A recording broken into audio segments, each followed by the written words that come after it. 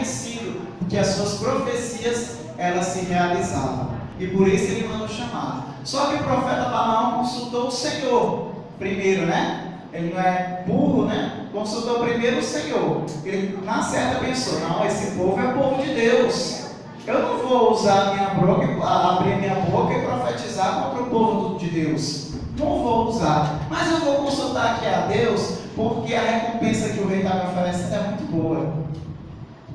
A recompensa que o rei está me oferecendo é muito rica. Pode ser que Deus, por alguma razão, sabe-se lá qual, decida amaldiçoar o povo hebreu. E ele consultou o Senhor. E no momento que ele consultou o Senhor disse para ele não amaldiçoar, mas sim para ele abençoar o povo de Deus.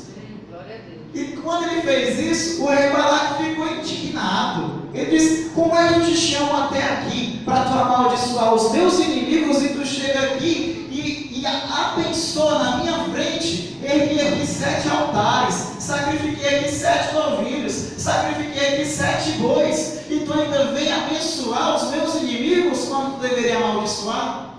Aí o profeta fala o que eu poderia fazer se o meu Deus, se o meu Senhor ordenou que eu viesse abençoá-los. Mas aí o que foi que o rei Balaque fez? O rei Balaque aumentou o suborno, aumentou a recompensa para tentar convencer, para tentar dobrar o profeta. Ele pode conseguir dobrar o profeta, mas jamais ele conseguirá dobrar o teu Deus e o meu Deus. Amém? Glória a Deus. E por 3 vezes o profeta Balaão consultou o Senhor, seduzido pelas riquezas que o rei estava oferecendo, como se o Senhor pudesse ser convencido de voltar atrás da sua palavra. Por 3 vezes o profeta Balaão ergueu 7 altares, e em cada altar sacrificou um novilho e um boi. 3 vezes. Foram 21 novilhos e 21 bois, 42 animais e 21 altares erguidos ao Senhor. Muita gente não ergue nem um altar, não faz nem um sacrifício para conseguir alguma coisa do Senhor, né? Ele ergueu 21 altares e 42 sacrifícios em nome do Senhor para tentar fazer o Senhor mudar de ideia. Mas o Senhor não abençoa, não amaldiçoa os seus filhos. O Senhor abençoa. E não existe sacrifício, não existe oferta, não existe nada que vai fazer o Senhor voltar atrás da sua palavra, porque a palavra de Deus nos diz que Ele não pode negar a si mesmo, porque Ele permanece fiel, mesmo quando nós não somos mais fiéis. Porque a palavra de Deus nos diz que Ele é fiel. Então, como pode Deus negar a sua própria palavra? Como pode Deus abençoar e depois vir amaldiçoar? Comprado por oferta, comprado por altar, comprado por holocausto? Jamais. A vontade de Deus é reta e justa. Em nome de Jesus. E como o rei Balaque e o profeta Balaão, que insistiram uma coisa que eles queriam fazer, né? O rei interessado na vitória e na derrota do seu inimigo hebreu, e o profeta Balaão interessado nas riquezas do rei, né? Insistiram, já sabiam qual era a resposta de Deus, Deus já tinha abençoado, mas eles insistiram para que Deus viesse abençoar. E quantos de nós na igreja passamos anos na igreja pedindo resposta? Senhor, fala comigo. Senhor, me responde isso. Senhor, eu tenho uma causa, eu preciso de ti. Senhor, eu devo investir nesse relacionamento. Senhor, eu devo abrir esse negócio. Senhor, eu devo deixar esse meu trabalho para procurar um mundo melhor. Senhor, isso, Senhor, aquilo. Senhor, eu devo fazer isso em relação à minha esposa. Eu devo fazer isso em relação aos meus filhos. Quantos passam anos pedindo resposta ao Senhor e achando que Deus está demorando em responder? Deus está demorando em responder. Deus continua esperando e continua esperando e continua esperando. Enquanto muitas vezes a resposta já foi dada. Muitas vezes pelo pastor, muitas vezes por um levita no momento de ministração que soltou uma ministração que falava ao teu coração, que falava em cima da tua necessidade, mas tu diz que continua esperando a resposta do Senhor. Quantas vezes tu abriu a Bíblia e na palavra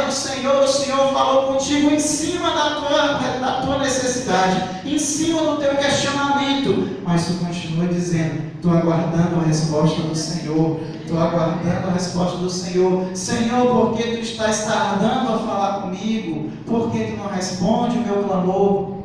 E quantas vezes os teus pais, a tua mãe, que tem a direção de Deus na sua vida há mais tempo até mesmo do que você, e mais sabedoria e mais experiência do que você, muitas vezes lhe aconselhou, e Deus falou na boca dela, e Deus a falou através da boca dele, e você continua dizendo: eu estou esperando a resposta do Senhor. Deus está falando o tempo todo, igreja. Quer a resposta do Senhor? Dê a palavra. Quer a resposta do Senhor? Ouve o pastor. Quer a resposta do Senhor? Honre o teu pai e a tua mãe. Mas muitas vezes a gente diz: eu continuo esperando a resposta do Senhor. Por quê? Porque a resposta que Deus te deu não foi a que você queria. Porque a resposta que Deus falou através do pastor, através da palavra, através da tua família, através dos teus amigos que têm orientação do Senhor. Não vai cair na conversa de amigo que segue filosofia mundana, não. A filosofia do mundo não cabe ao crente, não cabe ao cristão. Amém? Amém. Glória a Deus. Quantas vezes o Senhor falou, mas a resposta não era a que você queria ouvir. E você continua dizendo que está esperando a resposta. Por quê? Porque no teu coração você quer que Deus diga para você fazer o que você quer. Você quer que a vontade do Senhor seja a mesma que a sua. Nós queremos que a vontade do Senhor se dobre à nossa. Assim como o rei Balaque, assim como o profeta Balaão. Muitas vezes tentamos convencer o Senhor. Aí toma campanha, jejum, voto, tentando dobrar a vontade do Senhor à nossa. E a gente recebe a mensagem do pastor, a gente lê a palavra, a gente ouve a mensagem no rádio, a gente assiste a pregação do pastor Silas Malafaia no sábado, a gente vai e ouve o conselho do nosso líder, daquele que está ministrando a palavra sobre a nossa vida. Os nossos pais vêm com um conselho de sabedoria e de experiência e ninguém ouve. Aí o Senhor usa tantas pessoas para falar contigo, para dizer qual é a vontade, como tu deves proceder, e tu não ouve, achando que o Deus ainda não falou contigo. Aí o inimigo faz o quê? O inimigo vai e levanta um dele, joga uma seta na mente, se aproveita do momento teu de fragilidade, do qual tu se abriu. E a pessoa que foi levantada pelo inimigo vai e diz exatamente o que você quer ouvir. Aí você diz o quê? Deus falou comigo. Já vi muito isso acontecer. Eu tenho 29 anos, igreja, mas são 18 anos como filho de pastor. São 18 anos que eu acompanho a igreja de pé. São 18 anos que eu observo as ovelhas, que a gente conhece a maioria delas de forma íntima. E o Senhor, através disso, nos traz um grande ensinamento. E esse ensinamento que o pastor Jorge tem, que a pastora Elisma tem, que a pastora Rosângela tem, que eu estou adquirindo, a gente tenta passar esse ensinamento a vocês, para que a igreja ela venha despertar, para que a igreja ela venha estar ligada à voz do Senhor e não à voz do coração. Porque o coração do homem é enganoso. Glória a Deus. Vamos ler a palavra de Deus aqui em Números 23, 18. Olha só o que Deus fala quando você insiste em não ouvir a sua voz. Então proferiu sua palavra e disse: levanta-te, Balaque, e ouve, escuta-me, filho de Zippor. Deus não é homem para que minta, nem filho do homem para que se arrependa. Porventura, tendo ele prometido, não o fará? Ou tendo falado, não o cumprirá? Eis que, para abençoar, recebi ordem, e ele abençoou. Não posso revogar. Não viu iniquidade em Jacó, nem contemplou desventura em Israel. O Senhor, seu Deus, está com ele. No meio dele se ouve reclamações ao seu rei. Deus os tirou do Egito. As forças deles são como as dos bois selvagens.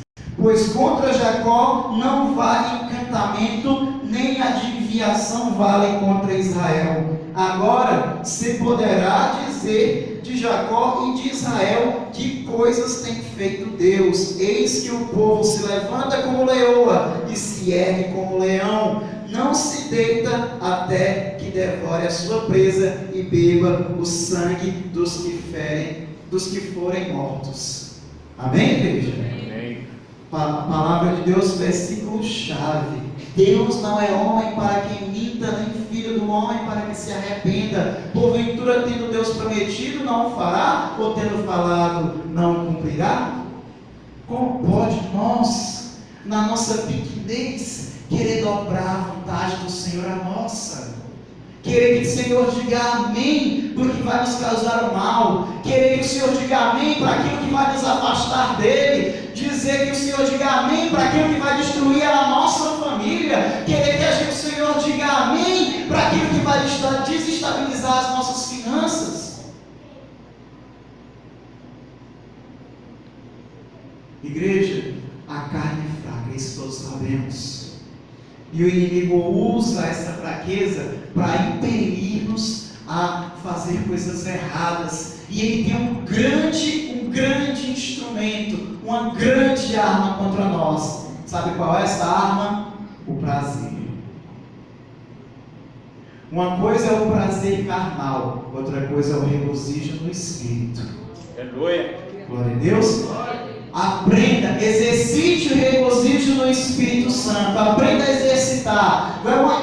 Esse é um sentimento, esse é uma coisa, eu diria até que é uma espécie de talento ou de sentido extra, né? A gente tem 5 sentidos, mas eu acredito que esse é como se fosse um sentido a mais, que você vai adquirindo, vai desenvolvendo, e à medida que você desenvolve essa comunhão, esse regozijo no Espírito Santo, pode ter certeza que o prazer carnal cada vez mais vai ter menos força na tua vida e na minha. Mas se você está ali exercitando o prazer carnal, se toda hora sucumbe às suas vontades, se toda hora diz amém para os seus desejos, porque o teu coração quer, porque a tua carne pede, que diz, eu sou jovem, eu sou solteiro, eu estou no tempo de viver, tu vai alimentando a carne e teu espírito ele vai definhando, até que ele não vai ter mais força para nada. E igreja, a gente tem que ser sábio. Muitas vezes temos que ser racionais, porque demora o crente adquirir maturidade espiritual suficiente para deixar que os seus sentimentos venham trazer algum discernimento na sua vida. Leva muita experiência, muita leitura da palavra, leva muito conselho de pastor, leva muito tempo, igreja. E não adianta o pastor te aconselhar e você não ouvir o conselho. Não adianta. Tem que ouvir o conselho do pastor. Tem que ouvir o conselho da pastora. Hoje em dia todo mundo entende mais do que o pastor. Hoje em dia todo mundo sabe mais de economia do que o pastor. Todo mundo sabe mais de política do que o pastor. Todo mundo sabe mais de relacionamento do que o pastor. E o pastor está perdendo a voz. As ovelhas têm que tapar os ouvidos para ouvir a voz do pastor. E tem que dar ouvido à moral do mundo, aos desejos do coração, às setas da mente, às bandejas do inimigo. E igreja, isso não traz crescimento, não traz amadurecimento. Seja trigo neste lugar. Porque a palavra fala, não é porque você está aqui que você tem espaço garantido no céu, não. São mansões na garantida lá, não. Porque a palavra fala, o próprio Senhor Jesus fala através da palavra, da parábola do trigo e do joio, que existe o trigo e existe o joio, e que no dia da ceifa o joio será juntado, separado do trigo e lançado ao fogo para queimar, enquanto que o trigo se aproveitará. Não se engane a si mesmo. Muitas pessoas hoje em dia, vão à igreja cheias de questionamentos, inseguras, cheias de desejos, planos, sonhos, decisões importantes a serem tomadas, e a maioria busca uma resposta de Deus para tudo isso, pois confiam que Deus entregará a melhor solução. Isso pessoais. Porém, o que acontece na prática é que muitas vezes Deus nos dá a resposta e essa resposta não acaba sendo aquela que mais nos agrada. O que faz com que em nosso coração, nós coloquemos em dúvida a vontade do Senhor. Mas o coração do homem é enganoso e muitos se deixam levar pelas emoções. Muitos confiam suas vidas às escolhas do coração, acreditando que seguir o coração é o mais correto. Porém, poucos têm maturidade de controlar suas emoções. A maioria, na verdade, são controladas por elas. E isso gera grande prejuízo emocional, profissional, familiar e até mesmo espiritual. Vamos abrir a palavra em Jeremias 17:9, igreja.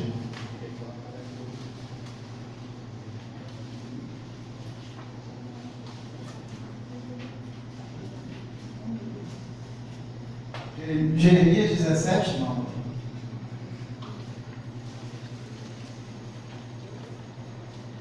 Amém? Enganoso é o coração, mais do que todas as coisas, e desesperadamente corrupto. Quem o conhecerá? Eu, o Senhor, esquadrinho o coração, eu provo os pensamentos, e isto para dar a cada um o seu proceder segundo o fruto das suas ações. Sou eu que estou dizendo que o coração é enganoso? Sou eu que estou dizendo que o coração é sujeito à corruptibilidade? Não. É a palavra do Senhor por intermédio do profeta Jeremias. O Senhor falando pelo próprio profeta. E graças a Deus que essa palavra chegou até a mim, até você no dia de hoje. Para nos trazer essa sabedoria, esse conhecimento e essa direção espiritual para mim e para a sua vida. Amém, igreja? Amém. Não confie no teu coração. Confie, sabe em quem? Em Deus. E onde você encontra os conselhos de Deus? Na palavra e nos conselhos dos homens e das mulheres que exercem a santidade e o amor pela igreja na sua vida. É difícil, igreja, é difícil ser o pastor, é difícil orientar as ovelhas, é difícil, igreja, porque cada mente, cada ovelha, cada coração, cada indivíduo, cada um de vocês é um universo totalmente diferente do outro. E o pastor tem que, com sua experiência debaixo da orientação do Senhor, o pastor tem que te entender intimamente. E glória a Deus porque o Senhor entrega este dom. Aleluia. E Ele vai te entender intimamente para que Ele possa te aconselhar de acordo com a vontade de Deus. Mas para que o conselho tenha efeito, o pastor tem que amar a igreja.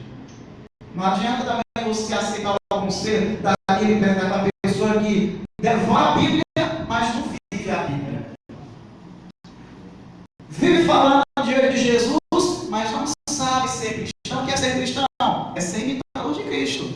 É viver o amor, viver o perdão, viver o conselho de paz, fugir das discórdias, dar a segunda face, perdoar 70 vezes 7, acolher aqueles que estão necessitando de perdão, de conselho, de paz, de espírito, aqueles que estão sendo rejeitados pelas famílias, pela sociedade, que estão sendo acusados, e dizer: olha, tem alguém que te aceita, tem alguém que te ama. Não é ler a palavra para ter com que acusar, é ler a palavra para ter com que salvar. Esses são esses que têm que aceitar o conselho. Glória a Deus, aleluia. É desses que tu tem que aceitar o conselho.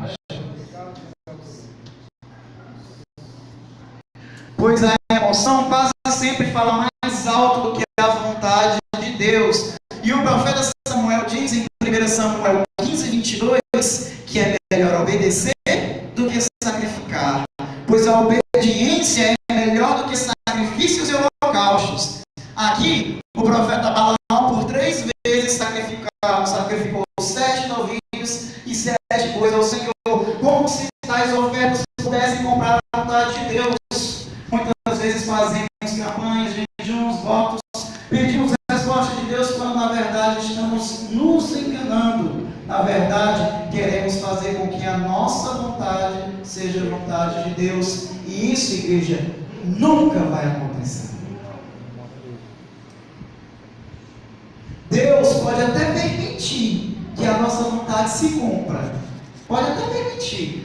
Mas será apenas para que nós venhamos pagar o preço da nossa desobediência através de um sacrifício pessoal. Assim como o profeta Samuel nos adverte em 1 Samuel capítulo 15, 22. Se tu não obedece, igreja, pode ter certeza que lá na frente tu vai pagar o preço da desobediência, um sacrifício. E aí, só a misericórdia de Deus para saber o tamanho desse sacrifício. A gente sabe que a desobediência do rei Saul, o preço da desobediência foi quase a queda do seu reino e a sua própria morte, além de vários anos de loucura.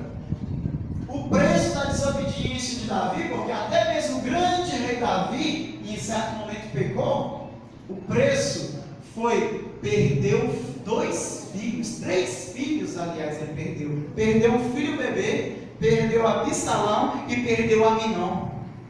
E quase perde o reino para um dos seus filhos, quase perde o reino para Absalão. Olha o tamanho do preço que ele pagou na sua desobediência. E olha que é o rei Davi. Deus não poupou nem o rei Davi. Que dirá nós, igreja? Que dirá nós? Mas hoje está cheio de uma vez salvo para sempre salvo.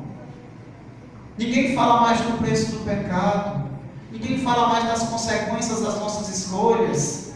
Ninguém mais fala que além de um céu existe um inferno. Só falam de, graça, Huawei, tudo legal. Ninguém fala que dentro da igreja tem um trigo, mas tem um joio. Eu não vou me corrigir para não falar ninguém, né? Porque generalizar, qualquer forma de generalização é ruim. Mas muitas, principalmente igrejas grandes, porque eles querem ficar ainda maior, eles não querem falar o que as pessoas não querem ouvir. Eles querem falar que Deus vai te abençoar, Deus vai ouvir todas as coisas que tu pedires. Eles vão dizer, pedir, dar-se-vos-á. Mas eles não vão pedir, eles não vão te alertar que existe um preço para a desobediência, existe um preço para o pecado. Eles não vão te alertar que a vontade do Senhor muitas vezes não é a nossa. Mas, igreja, pois eu te digo, a vontade do Senhor sempre é a melhor. Sempre. Mas o caminho de Deus não é um caminho fácil. Não é. Quem te disser que é fácil, não acredite em nenhuma palavra que essa pessoa disser. Não é fácil. Porque para toda grande vitória, precisa se passar por uma grande batalha. Aleluia. Ninguém chega ao pódio, né, ao primeiro lugar, sem antes não ter competido, igreja. Ninguém recebe a sua vitória. Como é que eu vou dizer? Eu sou um vitorioso, eu venci. Aí eu lhe pergunto, qual foi a luta que você lutou? Você venceu aonde? Qual foi a carreira que você percorreu para você dizer que venceu? Não, só venci, eu venci, só venci. Não lutei não, deixei ali meu pai lutando por mim. Eu deixei o pastor ali lutando por mim. Eu deixei ali o meu irmão lutando por mim. Não, o meu namorado está lutando por mim, a minha namorada está lutando por mim. Ele está lutando, quem vai receber a vitória é ele, não é você. Você tem que lutar para receber a vitória. Você tem que entrar na competição. Se você não traçar a carreira que Deus tem proposta para você, se você não entrar nessa corrida, como é que você vai chegar na reta final? Na linha de chegada? Como você vai chegar? Como vai chegar ao pódio? Igreja, o caminho do crente, o caminho do cristão, ele é difícil, ele é árduo, ele é cheio de dificuldades, de pedras, de portas que fecham aqui e ali, mas pode ter certeza que cada porta que fecha é o Senhor que está fechando. Porque no momento certo, o Senhor vai abrir uma, e a que Ele abrir, ninguém pode fechar. Glória a Deus, aleluia. Teu caminho vai ter lama, tu vai sujar teus pés, mas a palavra de Deus também fala que Jesus está lavando os nossos pés, porque já quem é lavado o corpo todo não precisa lavar nada, somente os pés. Porque o sangue do Cordeiro já está sobre nós. Oh, aleluia!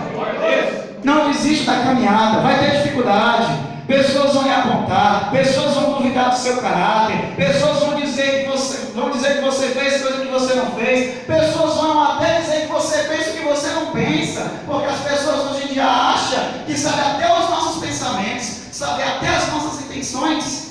Isso está com o Senhor. Deus conhece, esquadrinha o teu coração. Deus analisa as mentes. Nós acabamos de ler aqui em Jeremias 17. Não é o homem que esquadrinha o teu coração, é Deus. Pode ter certeza, o homem pode vir com injustiça para você, mas Deus vai vir com a justiça perfeita, porque Ele sim é o juiz verdadeiro, Ele sim é o juiz perfeito, não é aquele que erra no julgamento, não é aquele juiz que se permite ser enganado por advogado, nem ser enganado por acusador, pelo Satanás, não. O Senhor, Ele conhece todas as coisas, a tua intenção, o teu coração. Muitas vezes nós estamos todos errados, todos tortos, todos sujos, mas estamos ali assumindo aos pés do Senhor a nossa falha, a nossa fraqueza e pedindo ao Senhor um renovo, pedindo para o Senhor força. E o Senhor pode ter certeza que o Senhor também está olhando para a sua dedicação, para a sua busca. Ninguém se converte da noite para o dia, ninguém se converte.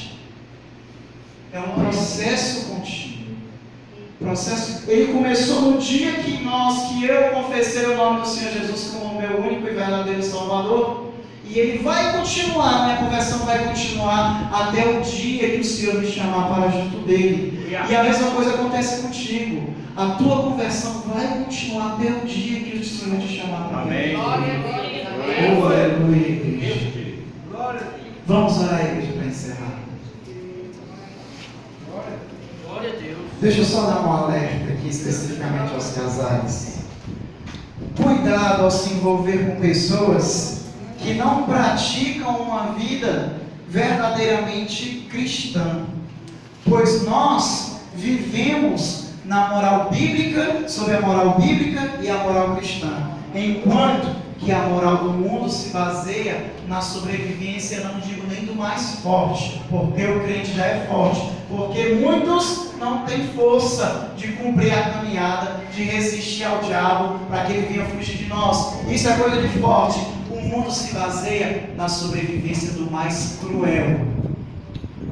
O mundo se baseia na sobrevivência daquele que quer tirar proveito sobre todo mundo.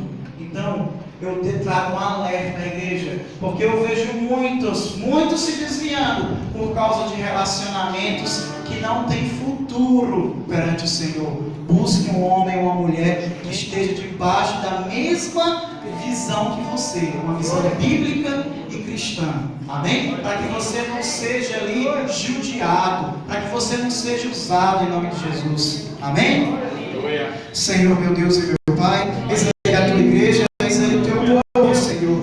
Te agradeço, Pai, por estar aqui esta noite, pois já senti a tua presença e a tua unção. E te peço, Pai, que a tua palavra que esteja no nosso coração e que nós venhamos meditá-la, Senhor, verdadeiramente. Abençoa o teu povo que está aqui, fortalece, que seja um alimento de bom proveito para o nosso espírito. Alimenta, fortalece cada dia mais, nos reveste com uma armadura espiritual poderosa, em nome de Jesus. Que tu esteja em nossas vidas diante de todas as batalhas, Pai. Não nos desampara. Abençoa, Senhor, esse ministério, este lugar que eu sei que levantou todos os levitas. Abençoa o pastor Jorge, o pastor Elismar. Abençoa aqueles que estão prontos a